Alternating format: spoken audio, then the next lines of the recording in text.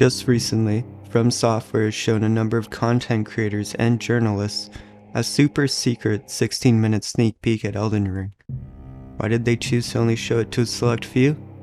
We're gonna find out. I've spent a number of hours diving into trying to find this video, assuming that someone must have leaked it. Elden Ring is currently, in my opinion, the most anticipated game that's coming up, maybe second only to The Elder Scrolls 6. But who knows when we're really going to get our hands on the up-and-coming Elder Scrolls game.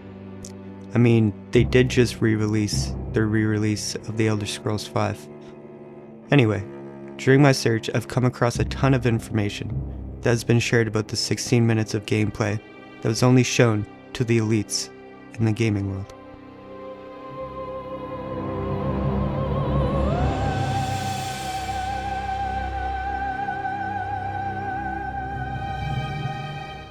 It has been 100% confirmed that there will be a full character customization, similar to the Dark Souls series. You'll also be able to select a class, which will likely be comprised of the familiar list that FromSoftware is known for. This customization and class selection was something that was missing from FromSoftware's most recent release, namely Sekiro. Demon's Souls was a remake, mind you, so I don't really consider that an actual new game, despite it being amazing. We don't know the actual name of all the classes, I should add, but it's likely they will seem very familiar to Souls fans and have various starting attributes.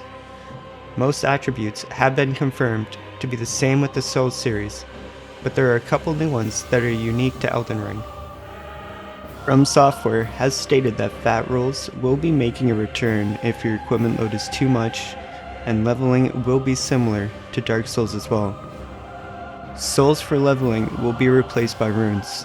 Runes can be placed in attributes to level up your character, and once again, they will be lost upon death, dropping to the ground for you to sprint back to and recollect. There are also over 100 new weapon arts that will be shown in the form of player various usable skills. Skills will likely be a very important part of the game. I'm not sure if you will be able to reroll skills at will for certain challenges, but if you know FromSoft, then you probably would understand that changing your skills on the fly will be pretty unlikely, but instead will be a part of building your character.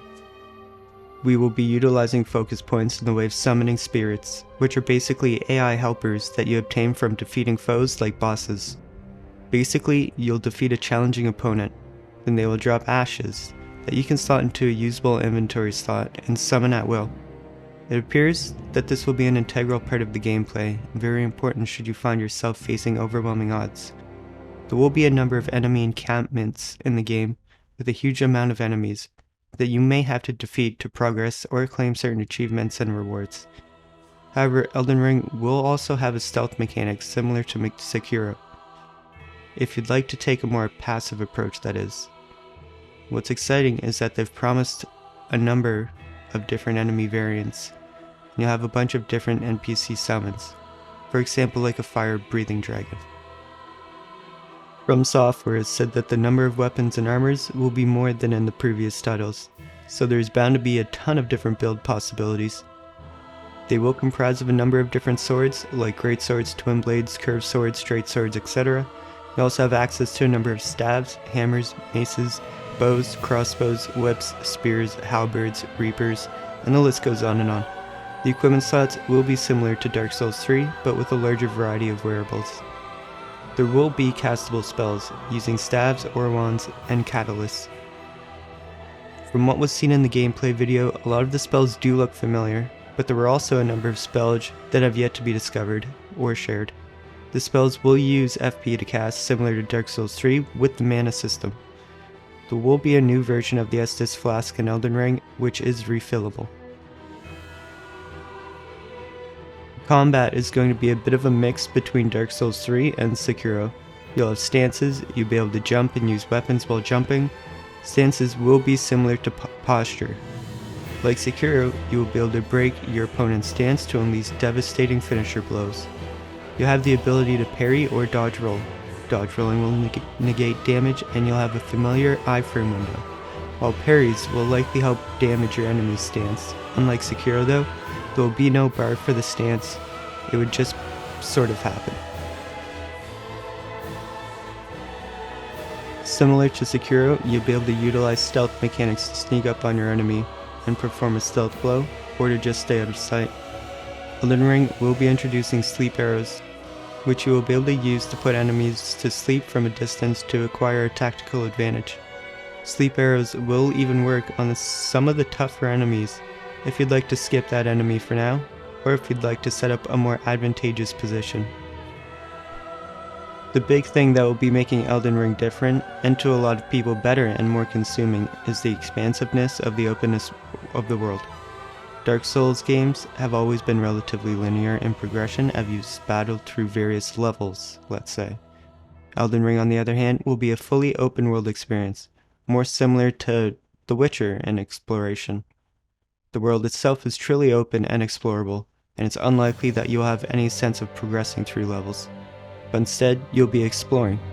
The world does seem very, very grand and incredibly highly detailed. Throughout the game, you will run into a number of field bosses, which will be similar to mini-bosses that unlock checkpoints called Sites of the Lost Grace. These will be replacing bonfires in the new Elden Ring, and you will come across them far less frequently. There are various fully voiced NPCs throughout the world who hold true to FromSoftware's style. In Elden Ring, you will have a spirit steed, aka a mount, that will help you traverse the vastness of the new open world. Not only will you be using your trusty steed to travel, but it looks like it will also be helping you in battles as well. For instance, let's say you're fighting a massive golem. You'll be able to attack from mount, dashing in and out of the danger zone, or for a quick escape if things just aren't going that great in battle. The mounted animations look incredibly fluid. You can mount mid-sprint without breaking stride and double jumping across canyons. Your spirit steed will definitely be your new best friend when it comes to smooth exploration. Regardless of your equipment weight, the speed of the steed will remain the same. The combat in the steed will be smooth, and you can use your full area of weapons, including magic and archery, but its likely skills will require you to be unmounted, and I'm thinking that you will be sacrificing iframes. Spirit Steed will only be available in single player sessions. Elden Ring will have crafting and gathering system, the extent of which is unknown, but you will at least be able to afford various plants and harvest meat and bones from animals that you have hunted down. Hunting animals that were seen are sheep, deer, and eagles. You'll also be able to craft various arrow tips that provide a number of different effects. You will still be able to buy these from vendors though. In order to craft things, you will need to find recipes, which can be acquired from treasures around the game, or defeating certain foes. There will finally be an Overworld Map, which is a first for FromSoftware. This is likely due to the sheer volume of the world, and the fact that it is an open world. But it's not so simple as just having an accessible map. You'll actually have to find fragments in various areas of the game, and go to an NPC that is a master of taping maps together to have it constructed. So you can't actually see the entire world right from the get-go. I'm not sure what the cost will be to piece together.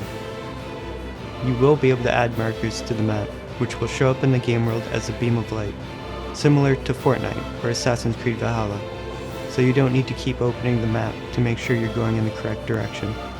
The map actually looks quite the work of art. It is similar to something that would be hand-drawn, but it's actually rather detailed.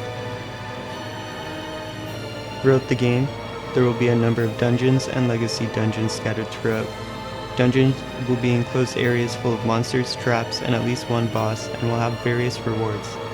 The dungeons can be conquered alone, or with other players.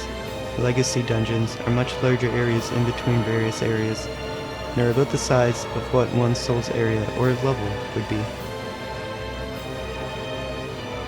Stormvale Castle seems to be the first suggested area, with multiple entry points depending on how you want your playstyle to be.